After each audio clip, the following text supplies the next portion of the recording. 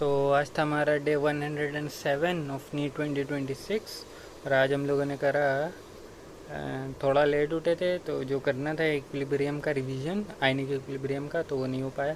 फिर 12 से एक सर्कुलेशन पड़ा वही सर्कुलेटरी सिस्टम। फिर 2 से 5 हमने कल 2 से 4 50 टेस्ट दिया था वही फुल सेबर टेस्ट। और यार मार्क्स हम वैसे अपने भूल गए। फिर 5 20 से 6 10 बायो का जो मेरा टेस्ट में आने वाला है वही मतलब body fluid and circulation ascend में तो उसका रिवीजन करा। फिर 6:40 से 8:05 हमने वही जो पेपर जो मेरा पहला हुआ था असेंड का असेंड 2.0 का पहला टेस्ट उसका रिवीजन करा था। मतलब वही मिस्टेक देख रहे थे कि क्या हो गया था। फिर 9 से 12 हमने आयनिक इक्विलिब्रियम का क्वेश्चन जो मेरे गलत हो गए थे उसका हमने रिवीजन करा। अब हम टेस्ट के लिए कर रहे हैं, अब हम और क्या ही क्वेश्चंस करें टेस्ट के लिए, क्योंकि हम पहले ही इतने क्वेश्चन कर चुके हैं। तो अब बस जो मेरे वो क्वेश्चन गलत हुए थे जब हम पहली बार पढ़ रहे थे तो उसमें से उसका बस हम रिवीजन कर रहे हैं जो मेरे क्वेश्चन गलत हुए थे, मतलब क्वेश्चन प्रैक्टिस। तो हमने करीब उसके 200 क्वेश्चन करे थे तो उसमें जितने भी मेरे गलत हुए 50 या 40 तो उसका हमने रिवीजन करा था। और बस फिर यही करा था। तो इस हफ्ते का जो टारगेट था कि IUPAC रेस्पिरेशन इन प्लांट्स और फोटोसिंथेसिस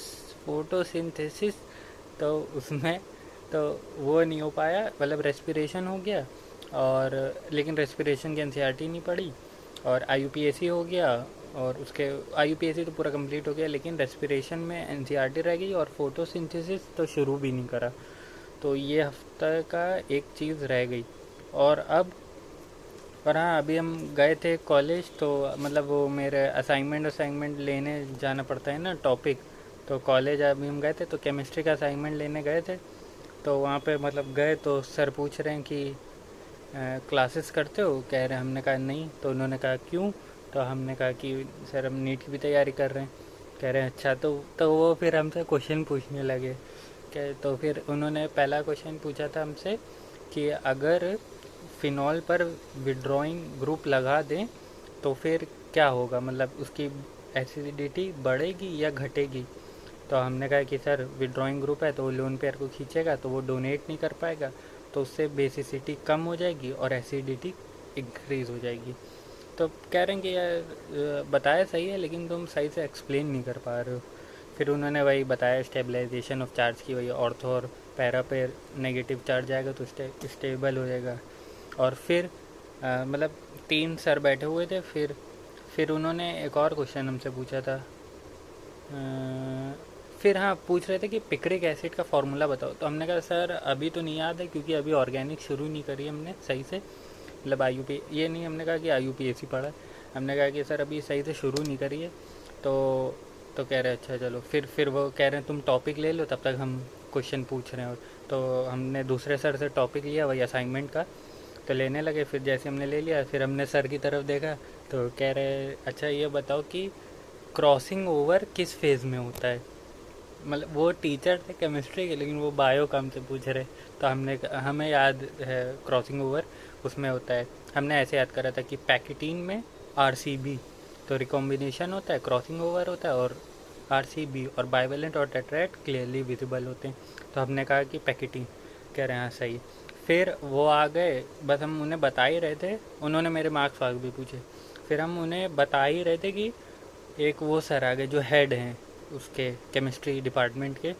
तो कह रहे हैं क्या ये नीट की तैयारी कर रहा है, कितने मार्क्स आए थे। तो फिर वो पूछने लगे क्वेश्चन। तो उन्होंने पूछा क्या पूछा था, हाँ कि इलेक्ट्रॉन एफिनिटी सबसे ज़्यादा किसकी होती है। तो हमने कहा तो हमें थोड़ा सा दिक्कत हो रही थी कि फ्लोरीन या क्लोरीन में से तो है। और हमें ये भी पता था कि इन दोनों में से किसी एक चीज़ में कि फ्लोरीन के पीछे आ जाता है। एक इलेक्ट्रॉन गेन इंथैल्पी व इलेक्ट्रॉन एफिनिटी और एक है इलेक्ट्रोनेगेटिविटी। तो हमें थोड़ा सा कन्फ्यूजन, हमें इलेक्ट्रोनेगेटिविटी याद नहीं आ रहा था।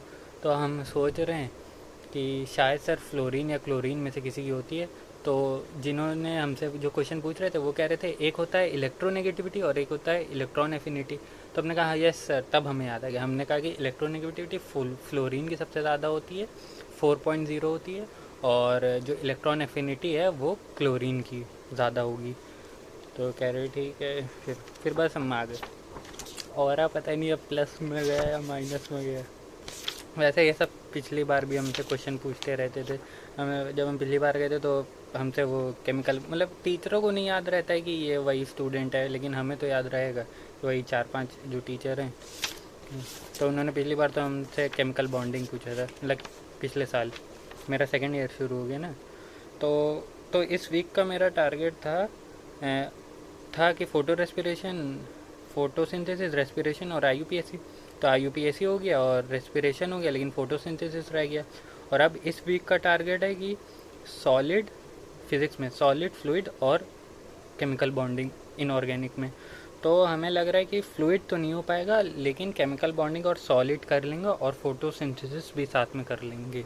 फिर टाइम बचेगा तो जो फ्लूइड वाला चैप्टर है वो किसी में जोड़ देंगे, एक एक लेक्चर उसके रोज़ कहीं ऐड कर देंगे। तो बस आज के लिए इतना ही, मिलते हैं कल।